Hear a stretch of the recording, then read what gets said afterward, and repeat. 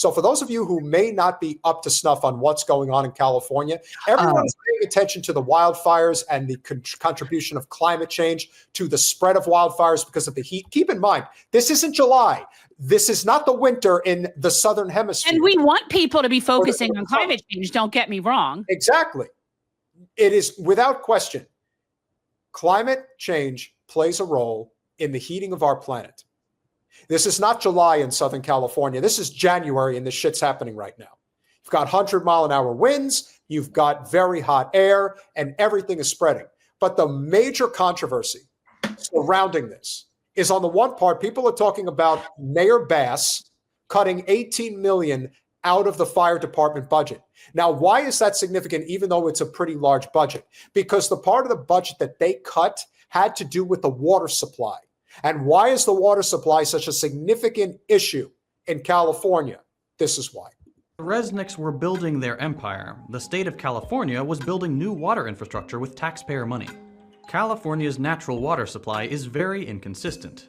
Vastly differing amounts of rainfall means the state can go from surplus to drought and back very easily. So they build water banks to store water during surpluses to have during droughts. One important storage facility is the Curran Water Bank, started in 1988.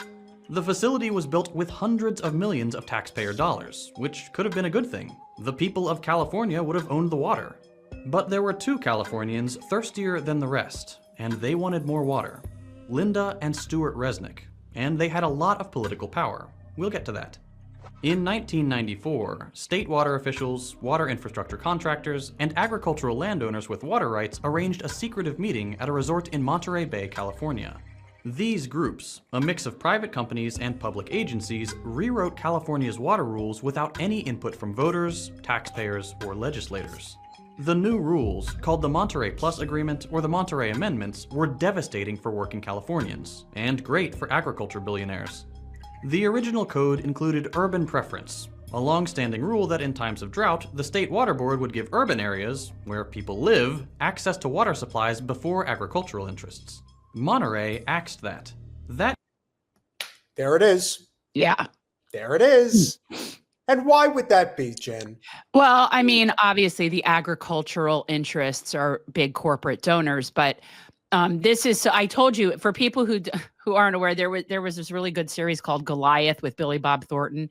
And one of the seasons, the episode was literally about this. Literally, it was this, they gave them different names, but it was the exact same thing. And it's incredibly scary. So there are towns in parts of California that just don't have water anymore. Nope. There's just no water. Especially along the Central Valley. Bringing in bottled water. They have no water. That's the Central Valley. Their water has been completely diverted, and it's been diverted largely for like agriculture, almonds. In Goliath, it was this almond company, and it was Amy Brenneman and Dennis Quaid. They were great, but played the couple. And it's always amazing because we've heard for so many years that Fresno is such a shithole and it's dangerous and it's all mostly illegal immigrants and all this stuff. Do you not understand how this works? The reason why Fresno is such a poor, dilapidated part of the state is because all of the resources that should be plentiful for the people who live there are being sucked up by, well, in this case, pretty much the Resnicks, kind of alone. And this gets back to one of the big problems we've had and why our food is so expensive in this country. You know, you go to the supermarket and you wonder why things are so expensive. Well, we used to live in a country where things were seasonal, where you could only get certain types of fruits and vegetables and legumes at certain times of the year because that's when they were properly grown. People like the Resnicks decided, oh no, we're going to grow it at all times of the year and we're going to control all of it. And that's what they did. We'll continue. That means that in times of drought, the water systems for normal Californians would have to buy water from private companies because they weren't getting it from the state. The new agreement also loosened regulations on paper water. That's water that doesn't necessarily exist anywhere but on paper. The full quantities of water that providers could have, but don't actually need to have. Today, 5 times as much water has been promised and sold as actually exists. And importantly, the meeting changed ownership of the Kern Water Bank. What once belonged to the state was transferred to a few private water contractors, one of which was Westside Mutual, a wholly owned subsidiary of Wonderful Foods.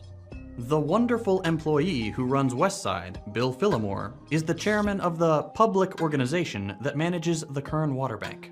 Boom. One secret meeting, and the Resnicks owned nearly 60% of an important California water resource, built with hundreds of millions of dollars in taxpayer money. The new ownership, combined with the rules on paper and surplus water, meant that during times of drought, the Resnicks could sell Kern water back to the state water systems. They took Californian taxpayers' water and sold it back to them, both literally as the water supply and also to grow expensive food like gourmet pistachios and pomegranate juice. They converted the people's water into products many can't afford. And that's just one water bank. The Resnicks also have control of other water boards and have been sued for directing more water towards their properties. So how do they get away with this Chinatown-level chicanery? Gonna be a lot of irate citizens when they find out that they're paying for water that they're not gonna get. With philanthropy.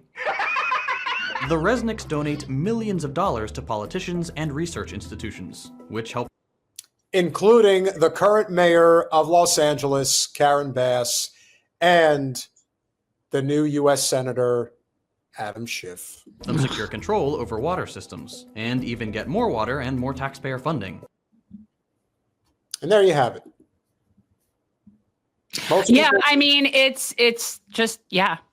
And once people, and people don't realize this, whether your water is contaminated like you live in Flint, whether your groundwater is poisoned like East Palestine, or whether your water just doesn't exist like in California, in all of these cases, it happens to people that are already disadvantaged and have no means to fight back, and they have nowhere to go. And it's not like you can sell your house. Who's buying a house that doesn't have water? Who's buying a house that has poisoned water? Nobody. This is why we need to live in a civilization where this is what our basically our general public resources and our public goods should be subsidizing those people to be able to relocate and be somewhere where they have what they need. That's what we need to be doing. I don't like this water thing is in so many places. It's just in a different capacity. Could you imagine, Karen Bass there is probably a reasonably high likelihood that she is going to get recalled as mayor. And even though she is certainly guilty and deserves whatever she's got coming to her politically, especially, we must address the core issues of our time. Karen Bass is merely a symptom of our broken system. Our broken system is perpetrated by people like the Resnicks. They are the people who are, I can't even, the magnitude of what they did, the magnitude of the privatization of the water supply, the magnitude of not having access to water to put out an apocalyptic wildfire. Think about how much the wildfire spread as a result of not having the water when it was needed immediately. And think about how much containment could have been done if they had what they needed.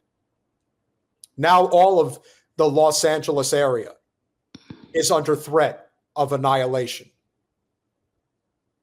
Are the Resnicks going to get charged with crimes against humanity for doing this? Probably. And if they do, here's the thing. It'll be like the Sacklers, right? They'll buy themselves out of criminal liability, even if there was any, right? Which I don't think that they would find there's a lot of causal links that you would have to link to directly relate them to this. But people like that just buy their way out of criminal liability anyway. I'm thinking of people like, those are the people that I kind of want to put in the prisons, and then we can have for-profit prisons. And we have people like the Sacklers and these guys in there. And we release all the and let's not even get started on the prisoner firefighters that who knows how many of them are being held incarcerated past when they should have been released to be able to keep them there for this labor reason. And it's slavery, and California is big on that. California is big on prison slaves.